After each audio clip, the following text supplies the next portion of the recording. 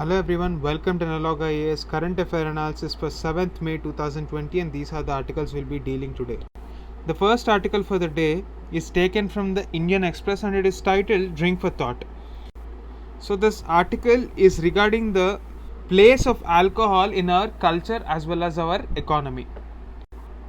After the center allowed the states to sell alcohol, we have seen serpentine queues across the country which questioned our choices, because there were places where social distancing was completely out of question, and most of the people who stood in these lines were some of the most financially distressed people, yet they were standing out there in the lines for consuming alcohol. So this is the question that is being asked right now: what is the place of alcohol in the economics of the states? The other larger question that we have to ask is regarding a complete prohibition of alcohol. Is a blanket ban on alcohol really possible? So we have states like Gujarat and Bihar which have implemented this policy, and there are certain successes definitely, but there is also a large amount of backlash because alcoholism is treated as a social evil by women in rural areas. Yet we see that there is a lot of backlash from rural men as well as even the elitist sections of the society. So what is the reason behind this? Were there any global level experiments regarding prohibition of alcohol completely? Even the new government of Andhra Pradesh, headed by Mr. Jagan Mohan Reddy, wanted to completely phase out alcohol consumption by imposing higher taxes and then completely prohibiting it. Despite that fact, the states have a severe addiction towards or severe dependency towards the revenues from alcohol. So broadly we can classify the reactions with respect to prohibitions in two different lines.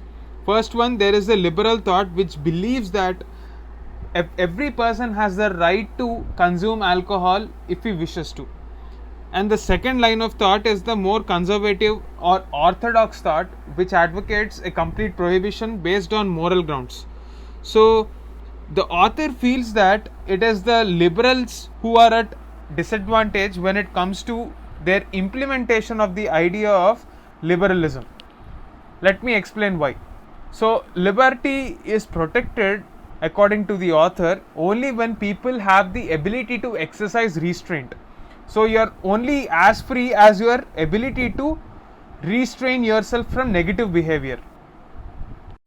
So this is a paradox because the more you are able to exercise restraint over your individual behavior, the more freedom you can expect from the state. Say for example, if a person is consuming alcohol in his private space and he is not creating any public nuisance, the liberal thought holds true. In contrast, if the particular person is consuming alcohol in a public place and if he is creating nuisance, or if he is driving under the influence of alcohol, if he is destroying the peace and security of that particular area, the public order is disturbed, then state has every reason to take away his liberty. This is the paradox of liberty. Now the advocates of liberalism don't try to advocate that every individual should be behaving in a responsible way, and especially in the context of COVID-19 where it is expected that social distancing norms are followed. We have seen various states like Delhi, Uttar Pradesh, Telangana, Andhra Pradesh, name it, and you can almost say almost every state have flouted these norms of social distancing. True that prohibition had limited success and liberal thoughts are actually important in our society, but at the same time, if the proponents of this liberal thoughts don't advocate that you have to exercise restraint in observing your personal freedoms and personal choices, especially when it comes to public places, the state will eventually take away that freedom from the people to enforce discipline. That is the paradox of liberty. So to sum it up, prohibition is not effective when people's behavior is not changed. At the same time, having a liberal society doesn't mean that there is unrestrained expression of whatever they want to do. You also have to take into consideration the connotations or consequences that arise out of the actions of these people who are trying to express themselves in public places. So bottom line is this: if the person wants to consume alcohol, he can do that, but it should happen only when there is proper awareness about intelligent drinking, and there should be proper community intervention which regulates the presence of alcohol shops, especially in areas where there are a lot of schools, educational institutions, hostels, and residential areas. So there should be social conversations that happen to address this problem. That is the gist of this article.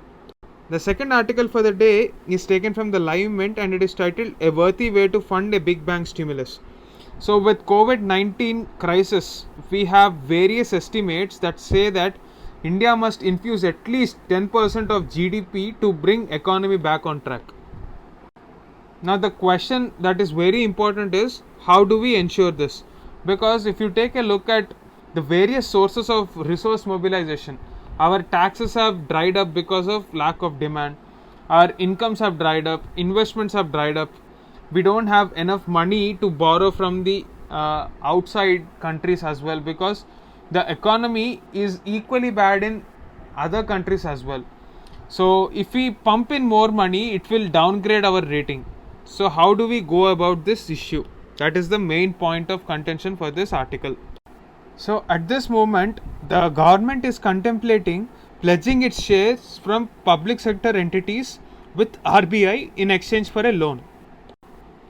So this can be termed as a sort of a repo deal where the government will eventually repurchase these bonds. So what this will essentially do is, it will reduce the risk of downgrade of our ratings, because this is not counted as fiscal deficit. This is like a normal repo deal. Eventually the government will buy this back. So in general, collateralized lending by the central bank to the government will avoid many of the pitfalls of this other financing options, like say inducing money into the economy or borrowing from external sources or printing more money. All this have certain economic repercussions. So this is a very novel idea and a very welcome one, because it shows that the government is open to ideas to revive our economy and only resort to printing money as a last resort. However, there should also be a limit to how much the government can sell their stake of these public sector units to RBI. Otherwise, even that will become unsustainable, because the government will not be in a position to buy them back.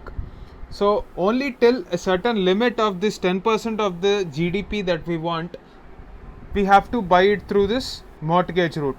Otherwise, we have to look for other options like financing our deficit or monetization of our deficit.